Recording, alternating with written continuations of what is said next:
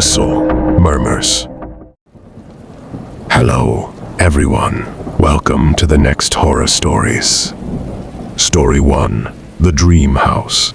A few years ago, my husband and I decided it was time to find a home for our growing family of 6. It was getting too crowded to live with my in-laws in our one-bedroom day in and day out with all our things, so our search for the perfect home began. We visited countless homes in our area over a period of 6 months, with so many homes that were so close to being perfect, but not a single one that had everything we needed. One day, my husband found one that was way out farther from town than I wanted. It would be a 30-minute drive to come back into town for groceries and work. Plus, the drive would include lots of wooded areas, and I just wasn't comfortable knowing that I would be driving with the kids most of the time. When I pulled up to the house, I was speechless. The home was beautiful. It was an older ranch-style home in an older, established, and quiet neighborhood.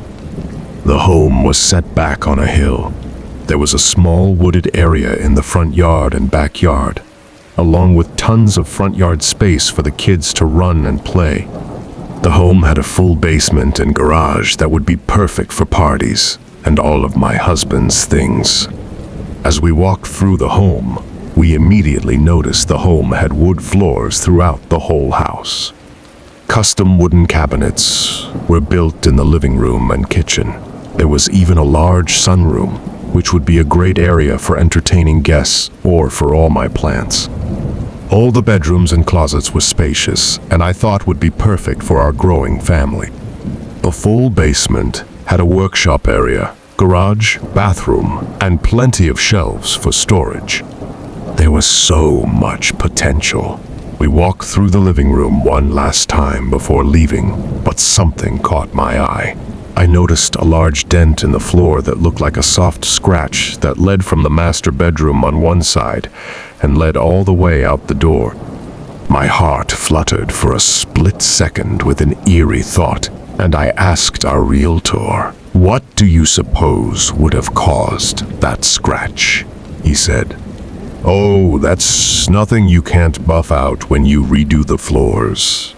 But my mind instantly thought of a gurney going from the master room to the door. I brushed off that thought right away, and we left the home. As we drove down the long, perfect driveway, we excitedly whispered to each other, "This is the one. It's perfect." We loved everything about the house. We talked about all the things we could do there. We called our realtor right away as we were driving home and put in an offer on our new little dream home. Excited that we finally found it. I eventually fell asleep, too excited about the new house. That night, I had a dream. We had moved into the new house, and my kids were running around playing in the front yard. I was raking leaves and watching my kids when a car pulled up. It was an older 4-door car, like an Oldsmobile, with an older white lady driving. She drove up the driveway and rolled down the window. I called out hello and asked if she needed help. She tells me loudly, "This is my house. You need to leave." I told her, "I'm sorry, we just bought the house." She yelled, loudly this time, "This is my house. You need to leave." I woke up immediately from the dream, and I was terrified. I woke up my husband to tell him all the details. He told me not to worry and to go to the local courthouse in the morning to see if anyone died in the home. The next day, I drove all the way to that county courthouse and asked for the death records of anyone who may have lived in the home.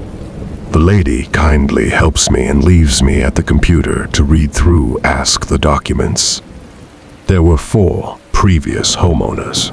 I was so relieved as I read through each one, seeing that they all died either in the hospital or nursing home. I was starting to feel a little silly that my mind was simply scaring me, knowing I was such a big, scaredy cat. As I get to the last homeowner and I scroll through the information, I see it. My heart sunk as I read. Her birthday said she was Caucasian, in her 90s, and she died of unknown causes. She had died in her home. That house. My dream house. I was shaking as I closed out of the computer. I was shaking as I thanked the lady for letting me read through the home records. I was shaking as I walked to my car to call my husband to share what I read. As I drove home, I cried and called my mom because I was so scared that THIS happened to me. It made me feel poop-plagued to have experienced this. Of course, I called our realtor right away and retracted our offer. We did continue the search for our dream home and found it months later, so we did find our happily ever after and continue living and loving our real dream home. But this dream, this is the one and only dream that I have remembered in detail to this day, and it's been almost 10 years. Many dreams every night are just whatever dreams, but dreams like these are real. This dream spoke to me. This dream was not coincidental. I often wonder what would have happened if I just ignored the dream and were just moved in. Who knows what could have happened? Story 2, My Pet. All original names are a place for substitutions. This is a story about one of my friend. After her encountered, she never wanted a pet anymore. This is why. Narrative story. It was summer 2010 when I moved to my first apartment. I was 26 years old and confident on my ongoing life. I am a front desk supervisor for one of the biggest hotels in Minneapolis. So yes, I was alone but not lonely at that time. Before moving in, I had a Yorkshire Terrier dog named Lex. He was my best friend since I was 18. And yes, he was living with me. I was working second shift, so during the night, when I came home from work, I would take him to the potty outside. Then I would play with him inside the apartment until we are both hungry and sleepy. Lex is very smart. Whenever he needs to go potty, he either barked or licked my hands or face if I'm sleeping. 2 weeks after the new location, I started to notice something strange about my routine. It seems a lot slower than normal. I thought maybe it's just Lex. Then I realized that Lex is acting weird. He's usually so energetic when I came home. But for some reason, he looked so weak and exhausted. I thought he was sick, so I took him to see a veterinarian the next morning before work. It was 8 a.m. when I got to the vet.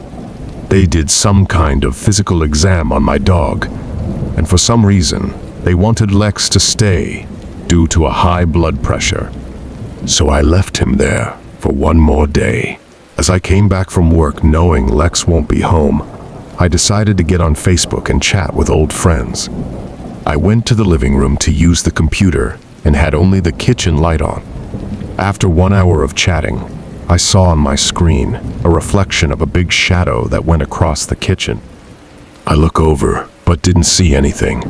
So I thought it was my imagination, or because I was on the computer for too long. The next morning I went to go pick up Lex. The veterinarian said that he needs to rest, and he should be fine. I was happy and relief.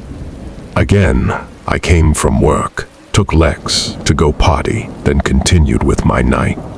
Later that night, I woke up 2 a.m. because Lex needed to go potty again. As I opened the door, Lex just lay on his little dog bed while staring at me. He didn't want to move, so I was like, "Come on, Lex." "All right then. Don't wake me up for no reason." So I went off to sleep again. An hour later, I woke up again. I turned on the light and asked Lex again. He was laying on his bed still. He just stared at me, but this time he had tears coming out his left eye. I was like, "Oh, you just miss me, huh? You will feel better soon, okay?" So then I was off to sleep. This time I had a dream of Lex. He was talking to me in Hmong. He said, "Those 2 times you woke up, I didn't lick you. It was the boy. Why didn't you save me? I woke up PETIFIED. I felt a cold breeze through my spines. My heart starts pounding at 100 MF. I turned on most of the lights and look at Lex. He was dead. Suddenly, I called my parents. They had my cousin's grandpa, a shaman, over. It was 9 a.m. when he got to my place, and I didn't sleep at all when it all happened. After he did his magic calls, he told my parents and me that the boy who died here took your dog's spirit. The boy was riding your dog and was using his hands to cover your dog's mouth. He licked your hands to see if you love your dog more than him, but your 2 chances were over. The boy said that he won't bother you no more, now that he got a friend. After hearing that, I felt cold, scattered goosebumps all over my body. 3 days later, I changed apartment rooms and moved somewhere else after my lease was over. I felt so bad that I couldn't save Lex's life. I never want to go through that again. R.I.P. Lex. Story 3. Dad's frightening encounter. This event happened to my dad and to one of my grandmas. Before the Hmong partook in the Vietnam War, my grandma would often sleep at the farm, watching over the cattle and taming the garden. The farm was separated from the village by the highlands. Thus, traveling in between often took a considerable amount of time. Due to the terrain, my grandma would often stay at the farm for 3 to 4 days before heading back to the village. One day in particular, my dad, who was 10 or 11 at the time, was sent off to accompany my grandma. When my dad arrived, he helped my grandma with the farm's work. Although the day went by normal, it soon changed as night approached. As the sun set in the horizon, Grandma quickly told my dad to get inside. My dad, who liked to stay out late, insisted that he stayed out longer, but Grandma refused and scolded him to get inside. Dad did what he was told. Grandma quickly prepared dinner and afterward went to sleep. With the presence of the sunlight still sneaking through the cracks of the wooden house, my dad was unable to fall asleep. His eyes opened widely, staring into the ceiling as he laid next to my grandma in frustration. Eventually, my dad did fall asleep, but his sleep was short-lived. The sounds of footsteps alluring from the rooftop woke him up. My dad turned to my grandma, who was also awake at the time. Grandma told my dad to shh, just as he was about to ask what it was. Grandma told Dad to pretend as though he was asleep. The stepping from above grew louder and more vicious. It soon was followed by a monkey-like screech, which terrified my dad. My dad was really scared at this time. He hurled his blanket over his face. Moments later, the sound stopped. My dad, scared but yet curious, asked my grandma what it was, and my grandma responded that it may have been a monkey, or better saying, a pimnujvi, a monster monkey. Grandma and Dad both made it through the night. Morning arrived, and Dad insisted that they both head back home. My grandma, however, replied that she cannot grant my dad's request due to the long journey back to the village. Grandma also said that she still had to watch over the farm. Being a kid, a frightened kid, my dad asked my grandma multiple times throughout the day, even cried one time as he shared. My grandma eventually gave in after the discovery of the death of multiple chickens. The presence of blood and plucked feature indicated that they were preyed on. Grandma responded to my frightened dad that they would head back tomorrow because she still had some things to take care of, and that they won't be able to make it to the village before nightfall. The day went by quickly. Soon, dusk approached, and Grandma again told my dad to come inside before the sun sets. This time, my dad quickly obeyed and hurried inside. Before he did, Grandma noticed something over the horizon and pulled my dad's attention toward it. Dad looked and to his surprise saw a person-like figure.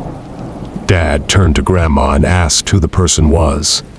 Grandma stumbled and in an instant chill whispered that what was approaching them was not a human, but rather perhaps the creature that troubled them yesterday. Goosebumps rushed through my dad's body as he panicked. At a closer glance, the creature was indeed not a person, but what appeared to be an ape-like creature, walking up straight like a human, but yet in a humpback posture. The creature hurried down, straight toward the farm site. Instead of sleeping in the small hut for the night, Grandma made a hasty decision. She built a small fire, boiled leftover in a pot, grabbed what she can, locked the doors, and headed straight to the cattle's pen. The cows had a mini shelter where they slept. Grandma quickly hurried herself, and my dad in and buried the entrance with dried banana leaves.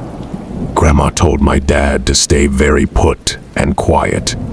For extra insurance, Grandma held tightly to the wheat scythe she brought with her. The creature that lurked them made its presence as it circled the farmhouse. Grandma glimpsed and noticed how hairy and dark-looking the creature was. The creature stormed the outer layer of the house, not for a brief moment this time, but nearly for 10 or so minutes. After much satisfaction, the creature left as quickly as it came. Momentarily later, Grandma could hear distressed calls from the chicken in the chicken pen. Too frightened to conduct any action, Grandma waited out the scene. Morning finally arrived, and the two packed up what they needed and hurried home. Story 4. Always lock the bathroom door at funeral homes. This happened at a little funeral home in Estepal. It was a Christian funeral service, and everyone was gathered and sitting down listening to the pastor. I decided to use the bathroom since I knew no one would be in the main bathroom, which is close to where everyone was gathered. If I waited until everyone was mingling, then I would have to wait in line or use the one downstairs, which is already creepy enough. Once I got in the bathroom, I thought to myself, everyone is sitting down over there, and no one is going to come use the bathroom. I'm sure they all saw and heard me get up, so I'm not going to lock the door. Plus, I'm just going to pee really quickly. Another side of me said I should lock it, but I just shrugged it off. As soon as I finished peeing, the door freaking opens. It was another pastor who was also there at the service. He said, "Sorry," really quickly, and closed the door. Immediately after that, I swear the vibes felt funny. I literally felt like I was being laughed at by a group of something. I was so embarrassed, because 1, I'm a girl, 2, he's a senior pastor, and we go to the same church. 3, locking a door takes less than a second, and I'm stupid. Story 5. The mysterious cats. This happened in Minnesota around Geranium Avenue streets, if you're around there. But this also happened like 8 years ago. So if you live in Geranium Avenue now, don't worry about it. Anyway, the mysterious cats, and I mean, a lot of them. One stormy day in Minnesota, at one point, there was a storm so bad that it knocked out my house electricity. Since the storm was ongoing that entire day, the city wouldn't check it out until the next day when the storm subsides. So without electricity, we had to resort to using candles to lit up the whole house. It was super dark and super eerie and spooky looking all over the place. Although it feels homey, that night turned into a spooky experience.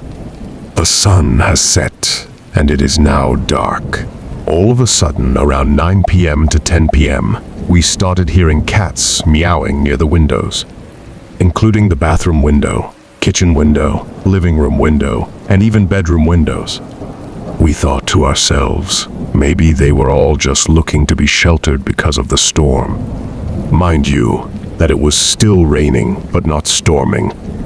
We just assumed that they didn't want to get wet. It wasn't until midnight hits and around 1-2 am, the cats were still meowing for whatever reason and everyone could hear it. Everyone in the family got spooked, so we all moved into the living room and stayed quiet and trying to sleep. We didn't sleep until around 4-5 am, trying to figure out why a lot of cats were surrounding our house. Some say that cats are attracted to candlelights. Some people say that cats are protecting our house from something and scaring something away. Our speculation says that they are waiting for one of us to offer them our soul so they can leave us alone. Due to Hmong superstitions, there were so many speculations, and to this day, and we will never know why. Morale of the story: candlelights attracts cats. So don't put candlelit next to windows if your house electricity ever goes out. Story 6. This is a story of my friend, Fui. He had quite a few paranormal experiences when he was young, but I'll only talk about this particular incident. This took place over 20 years ago. When Fui was in high school, he took a parenting class as an elective. In that class, there was a baby doll that each student was assigned throughout the semester to take care of as if it was their own child. Everything was going fine until one night, the baby started crying every once in a while. It got to the point that the crying became annoying to everyone in the household, so Fui took out the batteries. However, even with the batteries out, the baby kept on doing the same thing. They all freaked out and tossed the baby into the basement and closed the door going downstairs. It still kept on crying from time to time. After a couple of hours or so, one of the family members decided to go see what's going with the baby doll. This part might seem a little confusing, but just to clarify, there is a door in the basement that leads out to the backyard. When they opened the basement door, they heard the door downstairs leading outside opened and closed. As soon as that door closed, the baby automatically stopped crying. I'm not exactly sure what happened after that, but this was just one of quite a few experiences that Fui had while in that house. Story 7. There once was this guy who had moved into a building which had a view out into the other buildings next to it. In the other building, there was this beautiful woman who he had always seen. She was so beautiful, and she loved to dance because he would watch her as she danced around in her room. For a long time, he had admired her from afar in his apartment, and one day, while he was watching her, she was dancing all day, non-stop. He finally got the courage to go over to her apartment and introduce himself to her. He finally got to the other building and up to her door when he knocked and the door opened. He walked over to where he always saw her dancing. What he saw when he got to the room was that she had hung herself in the room. He thought he had saw her dancing the whole day, but actually, she had hung herself and was swinging back and forth the whole day. He had been staring at her swinging corpse and thought she was dancing. Story 8. A guardian angel or Pojin Su. This happened a few years back. I believe it was in 2010. I was around 17 years old, and I ran away from home. I was a troubled kid. Around this time, I had been away from home for quite some time, maybe 2 years at the most. It was late, around 11 p.m., and I was coming from a guy friend's place. He lives in a little house in the back of his parents' place. At that time, there was this girl that lived with him there. This girl just got dropped off by her boyfriend, and I thought it was kind of awkward being there, so I decided that it was time to leave. As I was walking down the neighborhood that he lived in, trying to get to the big street, I kept looking back. I usually do this because I am a female walking late at night. I usually look out for anything or anyone unusual. Right about now, I am a few houses down from this guy's house. As I kept looking back, I noticed this cat that came out behind from a tree following me. This cat was all black, but his face was white. As Hmong people, we all know that sometimes cats aren't really cats. Sometimes they are Pojane Tuksu. I'm Prettyyus. UiesgeeyyougyouYskno. When I walked, I noticed this cat would walk behind me, maybe a house down away from me. It will not come near me. At this time, I was already spooked at the thought of knowing that sometimes cats are not really cats. So I stopped and noticed that the cat stopped too. When I started to walk, he would follow me and start walking too.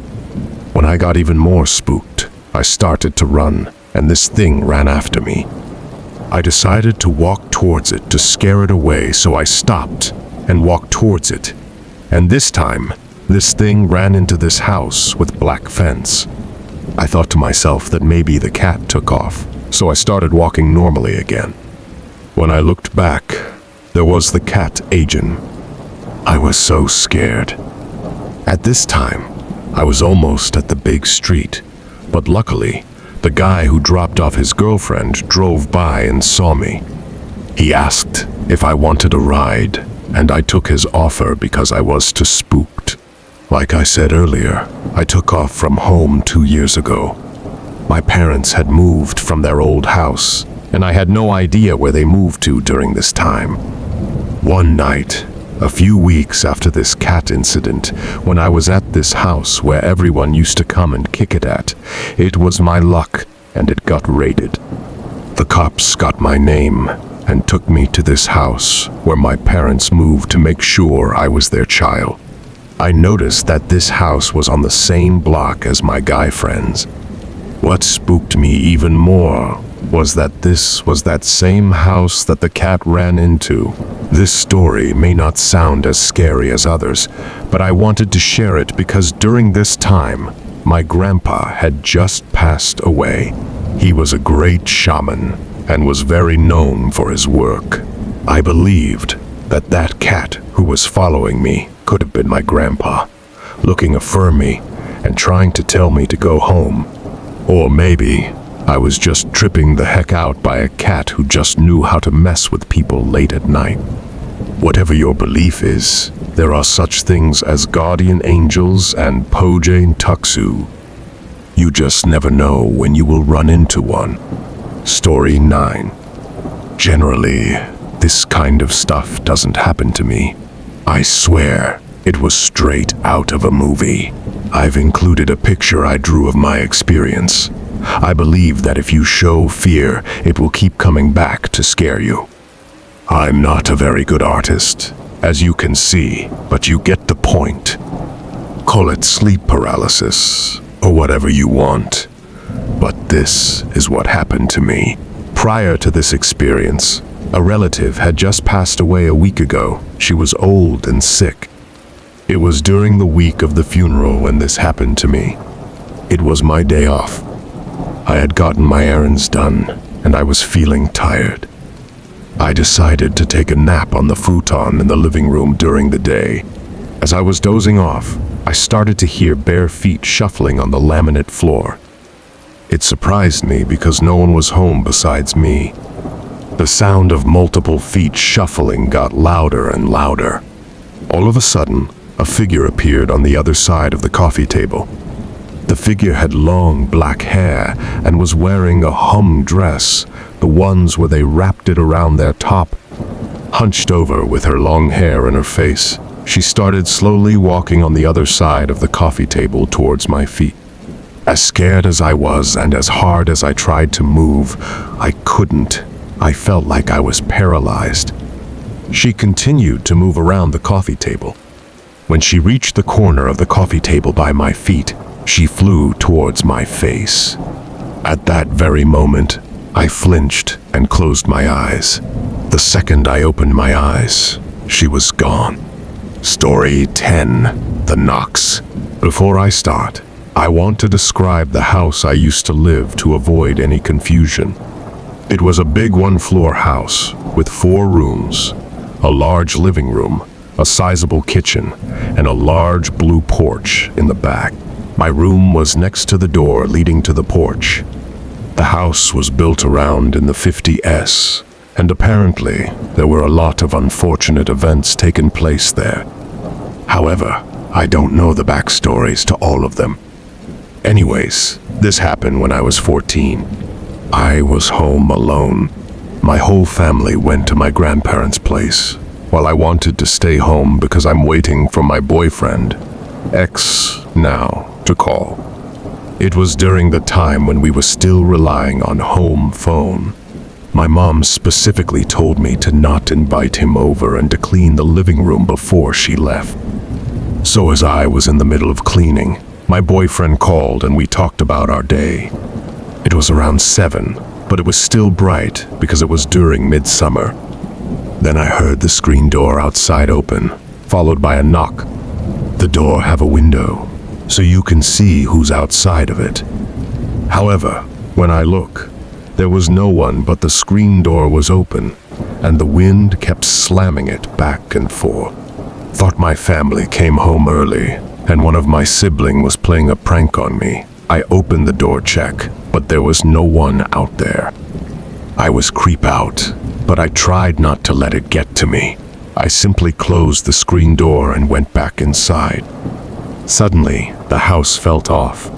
The temperature suddenly dropped to a freezing degree, and I could feel I wasn't alone inside the house. I told my boyfriend what happened. He wanted to come over since he lived only a few blocks away.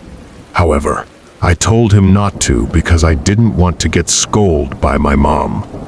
She is a pretty strict Hmong woman. So I ignored the feeling and went to turn off the AC before continuing doing my chores while talking to my boyfriend. Soon the sunlight became dimmer. Then another knock on the door, but this time it sounded loud and more urgent. I stopped talking on the phone and looked toward the door. There was no one there, but the screen door was open again. I didn't want to open the door since it is darker outside now. I just dropped the broom and ran into my room and locked it. Then I told my boyfriend to come over. He could tell I was scared, so he told me he will knock the window so I would know it was him. He didn't want to hang up, but he have to. I turned on my computer and turned the music up. Throughout the 10 minutes my boyfriend took to get to my house, the knocking became louder and louder. Then the knock on the window sent me jumping. I looked out and seeing my boyfriend was so relieved. I went to open the door and we stayed in the living room until my family came home. Of course, my mom was furious at me when she saw him, but after I explained to her what happened, she calmed down.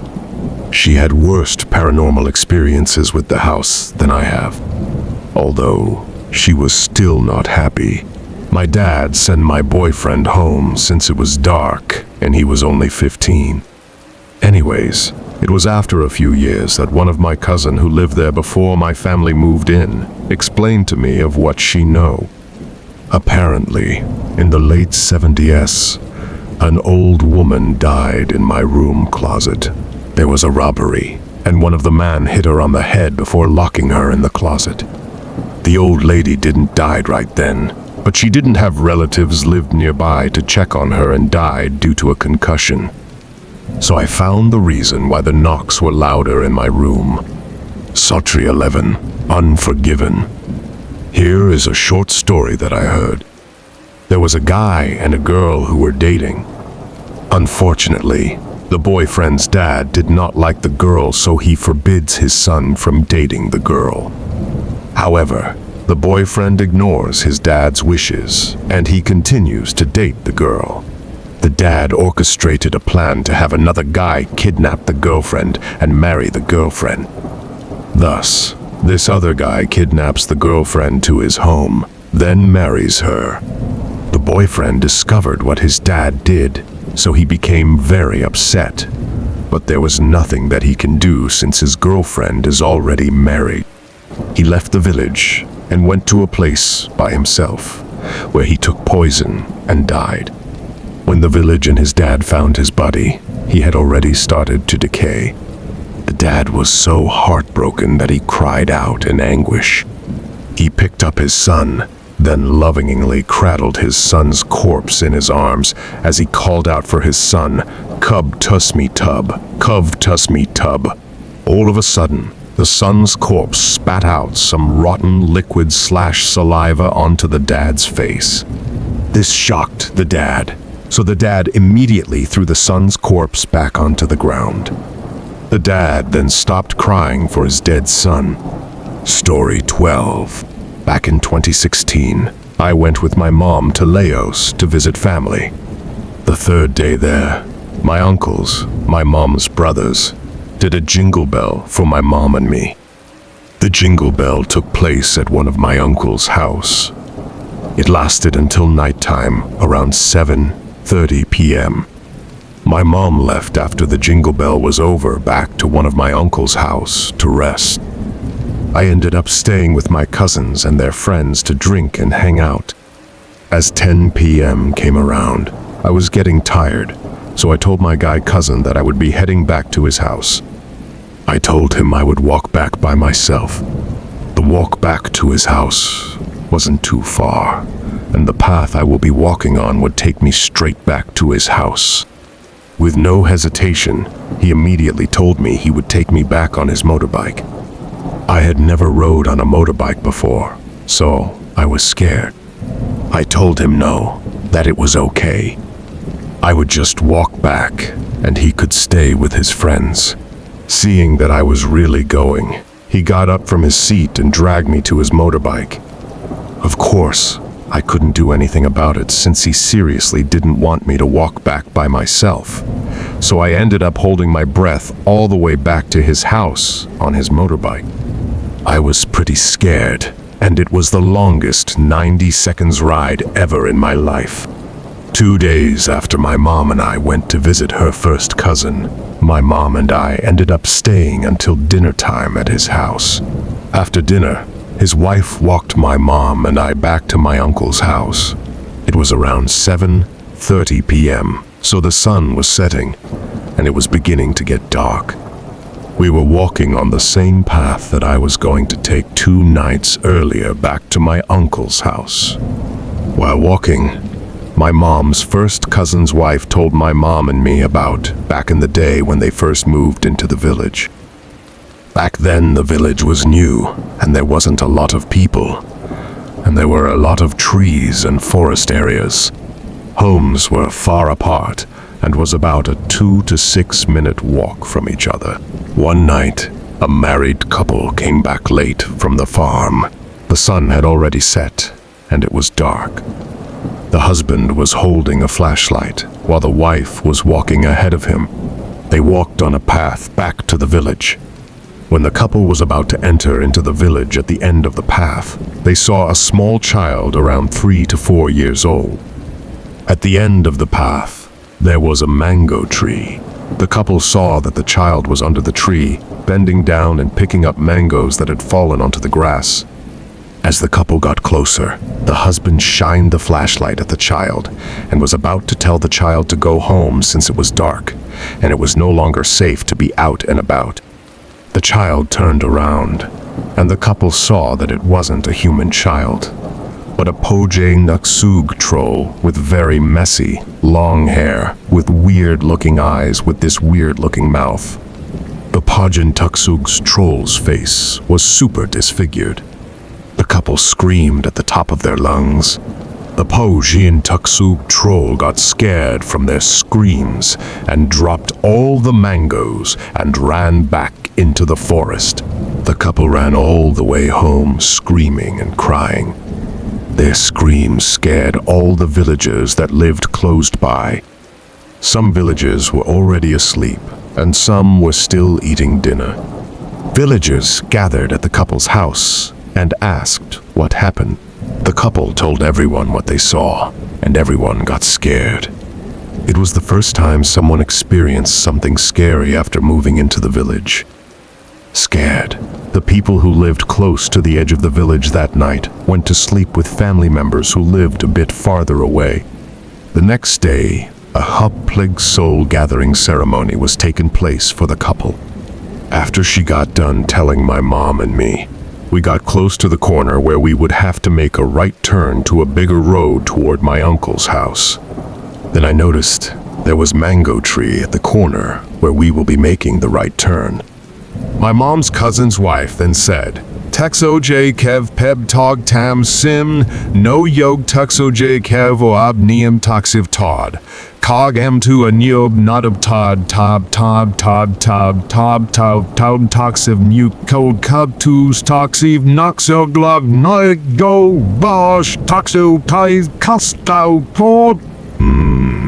The path we are walking on now is the same path that the married couple took that night, and that tree that is in front of us is the mango tree that the married couple saw the Pojin Tuxug troll come to pick up mangoes to eat. When the last word left her mouth, all the hairs on my body stood up immediately. I was sacred, and asked her why she had to tell my mom and me that scary story while we were walking on the same path. When my mom and I got to my uncle's house, I immediately went to talk to my guy cousin. I told him now I understood why he didn't let me walk back by myself 2 nights ago. Then he said yes, he heard that story when he was still young. He said, even if it happened years ago, people in the village are still scared. So after that, until the day I left, even when it was light out, I never walked alone on that path. Story 13. The Illegal Blood Oath. I saw an untitled story posted on the Home Ghost Stories forum by a gentleman, and I thought it was interesting, so I wanted to share it. I changed and rearranged some words and sentences so that it would be easier to follow and understand the story. As Hong, we know that a blood oath cannot be broken, so it's super hard to save the person once their dead lover comes back to take them to the other side. Here's the story. This is a true story that occurred when I was a boy back in the Sacramento North Side neighborhood. A lot of Hmong family live there, and still do. Being a very large Hmong community in the area, words passes out quickly, even to young and innocently troublesome kid like me. Back in the early 90s, a lady was coming home from a visit to a friend's house in Sacramento, California.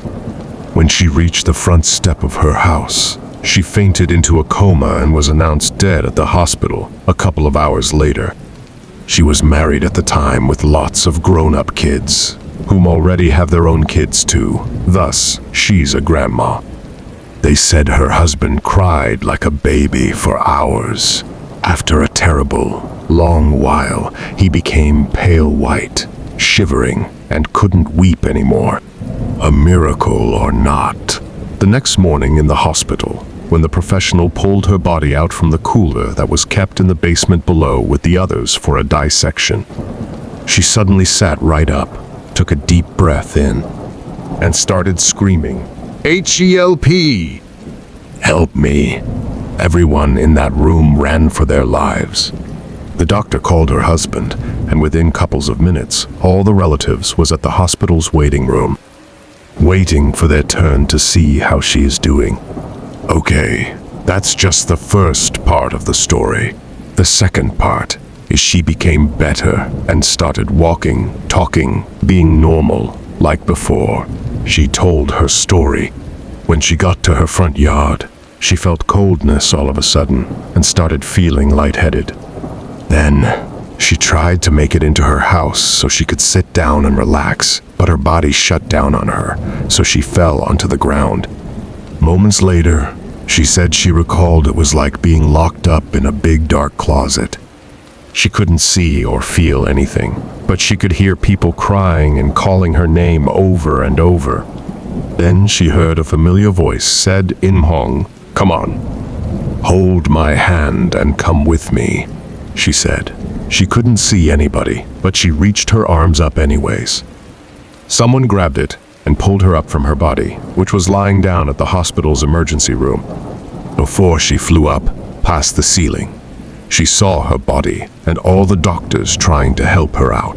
Then she saw the hospital roof, the entire city, the world, the clouds, and then finally, just like how they showed it in most movies, when she reached Heaven's Gate, she realized that the voice she heard and the hand that grabbed hers was her old ex-boyfriend from back in Laos.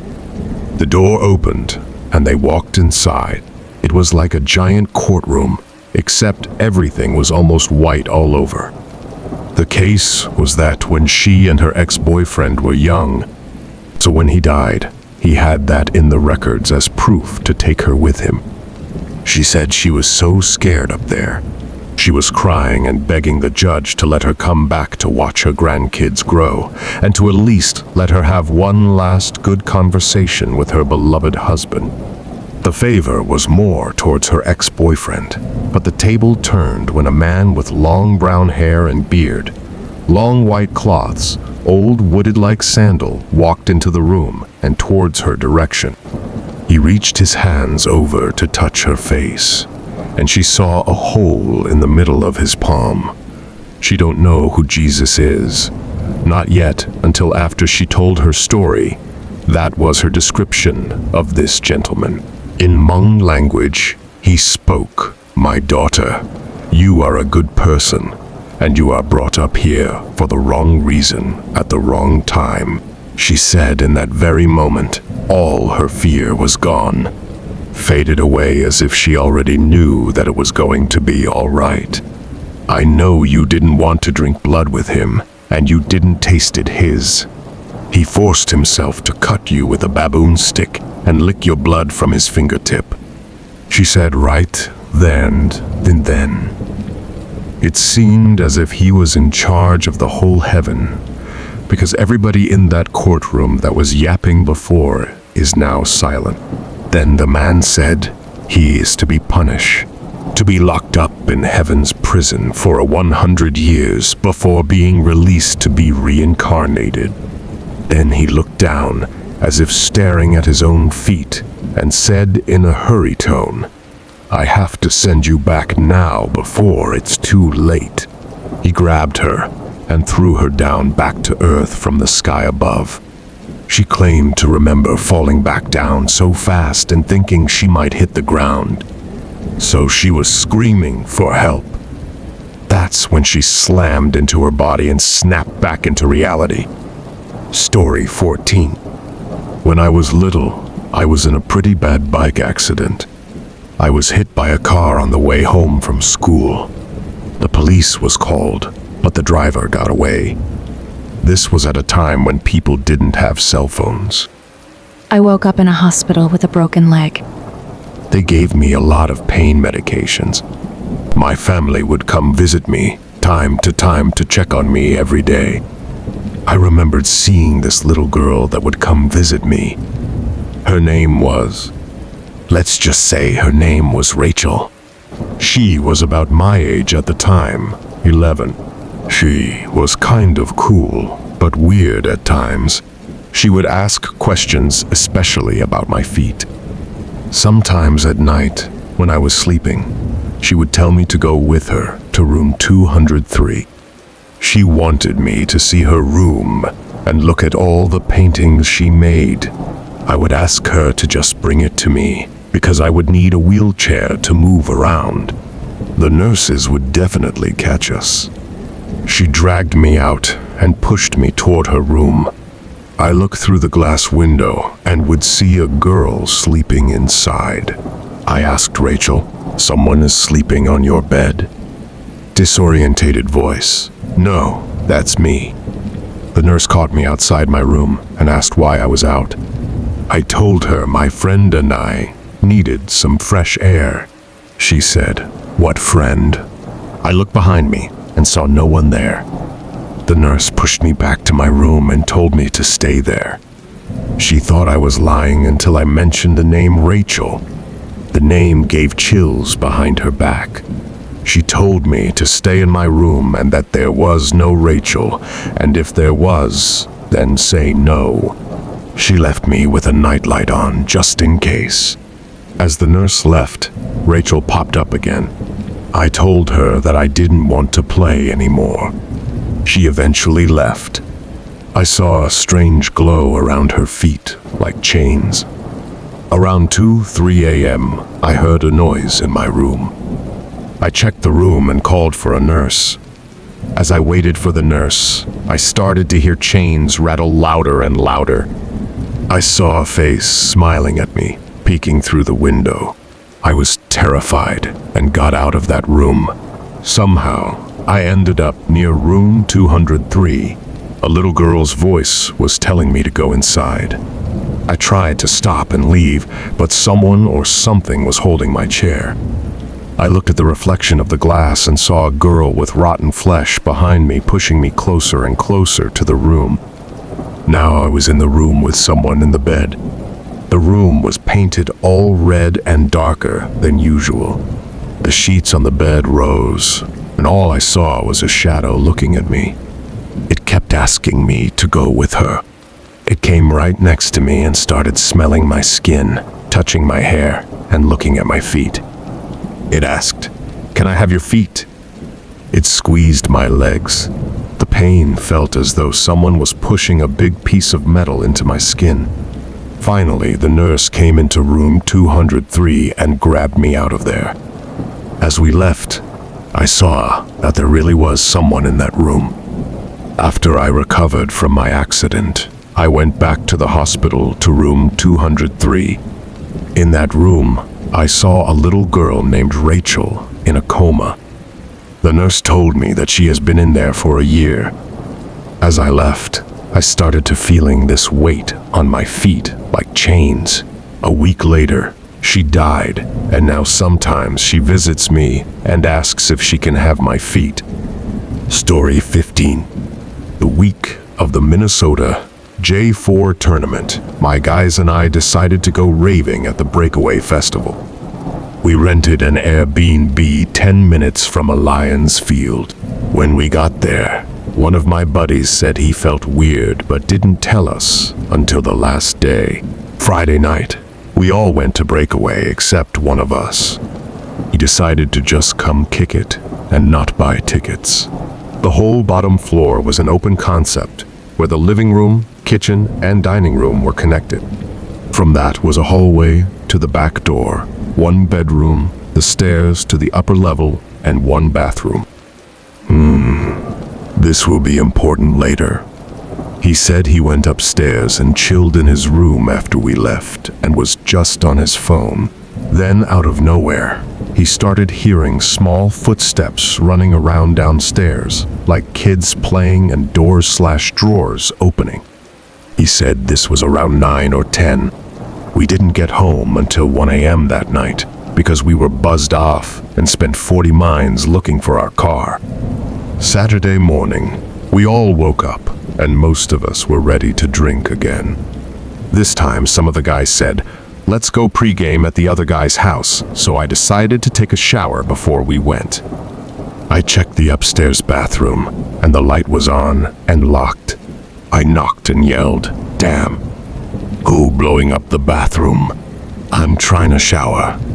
Since nobody answered, I thought one of my guys were hurt, and I went back to my room. I repeatedly checked 2 more times, and the light would be on and off different times I checked. I didn't want to shower in the downstairs bathroom because it was always super cold in there, no matter how hot the other rooms were.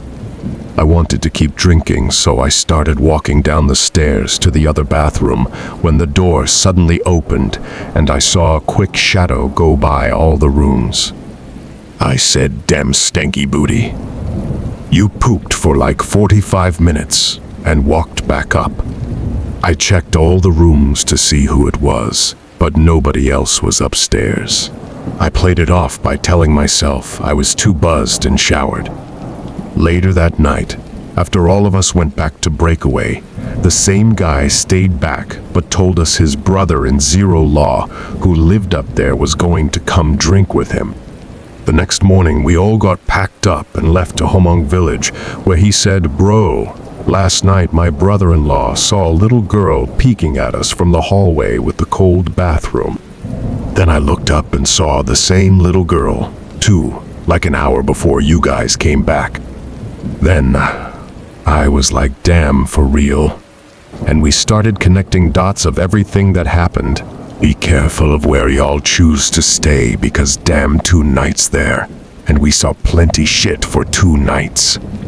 Story 16, Night Fishing, California. So, my cousin, Kier, and I were fishing for catfish one night at one of the close-by rivers. The night started off a little bit weird. We started fishing at about 9 p.m. The place we were fishing was only accessible by animals from the sides of us. There was a creek behind us, and everything was basically the woods. We were talking about all kinds of things throughout the night, and then we started getting into discussing life and death. We were hearing weird noises that were out of the ordinary awkward noises you hear in the wilderness. They were like woman voices. We weren't getting any bites, so we decided that we would leave at 11 if we didn't catch anything. As 11 came closer, we weren't close to leaving, but still not a touch of the bait. At 11, all of a sudden, I heard the loudest growl that shook me. I felt something on the right of me and jumped as high and as quick as I ever had before. I turned to my cousin, Kier, who was sitting on my left, and saw a terrified look on his face. Not wanting to jump to conclusions, I asked him what was wrong. He said, "Did you hear that?" I asked him, "What you hear?" He said, "That crazy growl. It shook my whole body." I looked at him and asked, "Are you sure?" He was sure, so I told him what I heard too. After it happened, it was completely quiet. No rustling of the leaves. Nothing, almost like everything just shut up. We drove around the pond a couple times to see what we might be able to find, but nothing. We decided whatever it was didn't want us there, so we went back. The next day, I was telling my other cousin about it. This is where things gets even weirder. When we showed up to the spot, we could hear the fish jumping.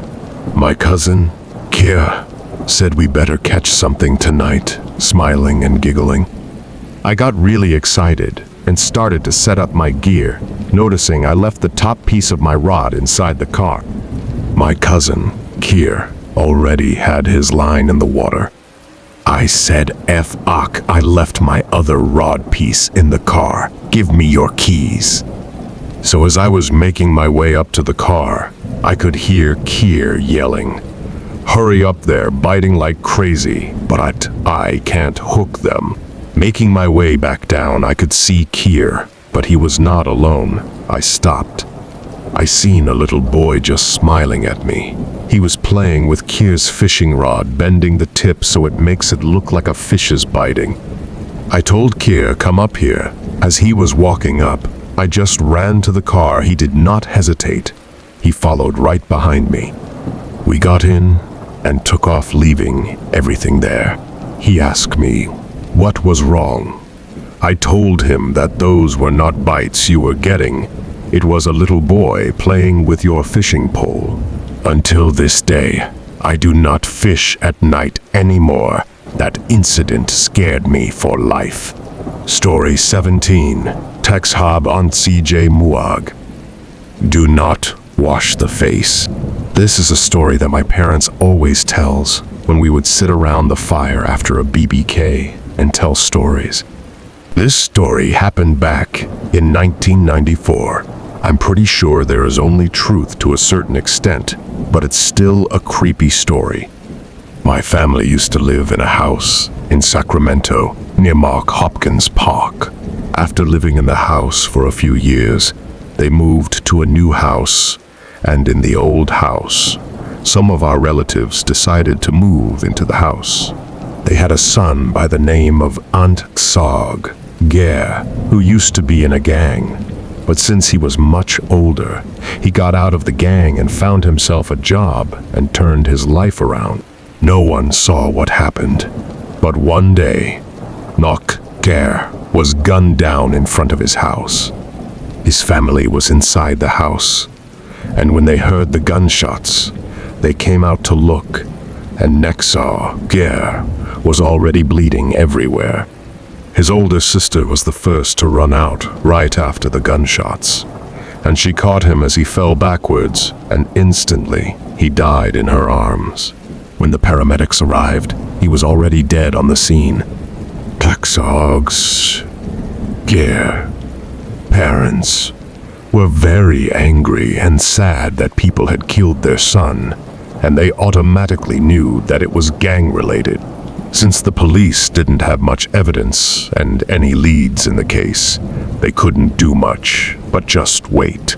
The days following his death to his funeral, Gare father, being a shaman, burned a lot of paper money and incense, asking the gods and spirit to help catch the people who killed his son and to have what happened to his son happen to them also.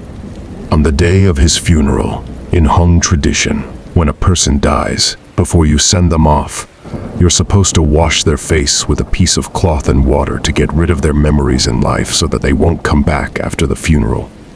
Also in the morning, you're supposed to serve them breakfast with rice and an egg that is broken in half. Well, in Hmong tradition, breaking the egg in half symbolizes the severing of the relationship between humans and spirits.